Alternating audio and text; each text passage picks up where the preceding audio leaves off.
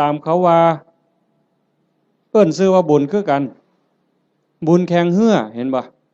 เป็นบุญบ่อนไหนล่ะหมู่เจ้าว่าบุญบั้งไฟจังสิเอาเป็นบุญบ่อนไหนเอาเฮาก็เอิ้นว่าบุญอยู่เด้นี่บุญบั้งไฟตั้งแต่ไปเตรียมทานนี่ก็เท่าใดเคิกเวลาเท่าใดหมดเงินหมดทองเท่าใดผัวเมียผิดกันเท่าใดหมดให้หมดหน้าไปเท่าใดได้ปาลูกปาผัวปาเมียเท่าใดนั่นบ่บุญ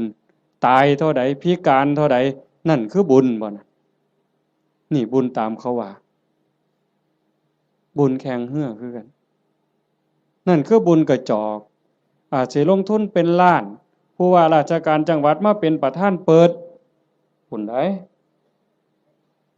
เฮ็ดบักอย่างใหญ่นี่นั่นคันระดับจังหวัดก็